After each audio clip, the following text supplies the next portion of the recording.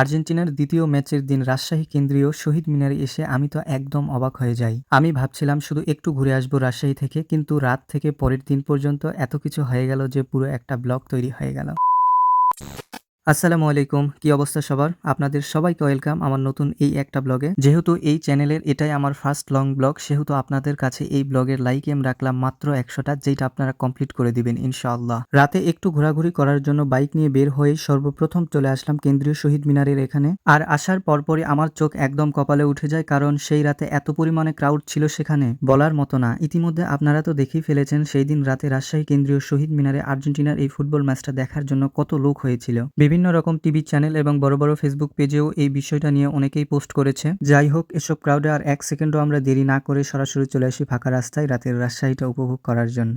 যদিও এইদিকে ফাঁকা রাস্তায় এসে ভালোই লাগতেছে, আবার খারাপও লাগতেছে, কারণ ওইদিকে খেলার কি হচ্ছে এটা জানতে পারতেছি না। তাই তারপর আমরা কিছুটা ঘোরাঘুরির পর এই জায়গাটাই থামি একটু ফটোশুট করার জন্য। এত ঘোরাঘুরির পর আসলে পেটও তো কিছু দাবি করে, তাই রাতের খাবারটা খেয়ে নিলাম। আর রাতের খাবারটা ভাই বেশ ভালোই জঘন্য ছিল। খাওয়া দাওয়া শেষ করেই চলে আসলাম রাজশাহী কলেজের মুসলিম ছাত্রাবাসে। এখানে এসেও দেখি সবাই খেলা দেখতেছে, আড্ডা দিতেছে, তবে এখানে ক্রাউডটা কম এবং সেখানে বসে আমরাও খেলা দেখতেছিলাম, মানে আমি আর আমার ফ্রেন্ড। তারপর খেলাধুলা শেষ করে দিনের সব ক্লান্তি নিয়ে চলে গেলাম ঘুমাতে। আর পরের দিন সকাল সকাল ঘুম থেকে উঠেই দুই বন্ধু মিলে গরম গরম পরোটা দিয়ে একটা কড়া নাস্তা করে ফেললাম। নাস্তা শেষ করে আমরা চলে আসি ভদ্রা পার্কে এবং এখানে এসে দেখি আমি আর আমার বন্ধু ছাড়া কেউই নেই। থাকবেই বা কিভাবে, আমরা তো আসছি অসময়ে পার্কে ঘুরতে। তবে একদিক থেকে ভালোই হয়েছে, একটু পর খেয়াল করে দেখি আমরা তো একা আসিনি, আমাদের মতো এই কাকগুলানো আসছে সকাল সকাল ঘুরতে। এই কাক বললে কারে? ব্ল্যাক ডায়মন্ড বলে ডাক দে।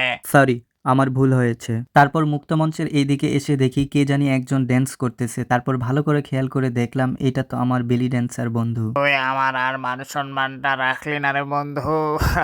বিল্ডিং এর এইদিকে তাকানোর পরপরই মনে হচ্ছিল কেউ একজন আমাদের ভিডিও করতেছে, তাই সঙ্গে সঙ্গে মান সম্মানটাকে পকেটে নিয়ে সেখান থেকে দৌড় দেই। আর আমি তো পরিচয়ই করাই দেইনি আমার বন্ধুর সঙ্গে আপনাদের। এই যে এটাই সেই আমার ছাত্রী বন্ধু, যাকে আপনারা অলরেডি চিনেন যারা আমার মিনি ব্লগগুলান দেখেন। তারপর চলে আসি রাজশাহী ইউনিভার্সিটিতে বাচ্চাদের লেখাপড়ার কি অবস্থা এটা দেখার জন্য। তাদের অবস্থা দেখতে গিয়ে আমার অবস্থা একদম খারাপ হয়ে যায়, কারণ এত পরিমাণে রোদ, আর এই রোদ গরমের সাথে সাথে আমার মাথাটাও গরম হয়ে যায়। তাই চলে আসি লাচ্ছি খেতে। লাচ্ছিটা যে খুব ভালো ছিল তা আমি বলবো না, তবে ছিল মোটামুটি। এই যে এইদিকে লাচ্ছি খেতে খেতে জিহ্বায় কামড় দিয়ে আর খুলতে পারতেছে না, কি একটা অবস্থা। তারপর আমরা বেশ কয়েকজন মিলে এটা খুললাম। তারপর আমরা রাজশাহী ইউনিভার্সিটিতে আর দেরি না করে সেখান থেকে বের হয়ে চলে আসি এবং বাসায় এসে দুপুরের খাওয়া দাওয়া করে রেস্ট করে আবার বিকেলবেলা বের হয়েছিলাম আমরা ঘোরাঘুরি করার জন্য। তারপর একদম বিকেলবেলা বের হয়েছিলাম ঘোরাঘুরি করার জন্য। আর বিকেলবেলা বের হয়ে সর্বপ্রথম আমরা চলে এসেছিলাম আইবাদে। আইবাদে কিছুক্ষণ সময় দেওয়ার পর আবারও চলে আসি টিবাদে। আর টিবাদে এসেই সর্বপ্রথম আমরা এই পেয়ারা মাখাটা নিয়েছিলাম, এটা খুবই মজার ছিল। আপনারা কখনো টিবাদে আসলে অবশ্যই এই পেয়ারা মাখাটা টেস্ট করবেন। তারপর টিবাদেই বেশ কিছুক্ষণ সময় দিয়ে আড্ডা দিয়ে শরবত খেয়ে সন্ধ্যা লাগায় সেখান থেকে চলে আসি। তারপর আর আমি এই ব্লগটা কন্টিনিউ করতে পারিনি। আমার এই ব্লগটা যারা এই পর্যন্ত দেখেছেন তাদের একদম মন থেকে ধন্যবাদ। আর আজকের ব্লগটা এতটুকুই। কার কেমন লেগেছে অবশ্যই কমেন্ট করে জানাবেন। আর এরকম ব্লগ আরও দেখতে চাইলে আমার ইউটিউব চ্যানেল থেকে ঘুরে আসতে পারেন এবং পরবর্তী ব্লগ আসার আগ পর্যন্ত still then stay happy, stay goal and stay with me. আল্লাহ হাফিজ।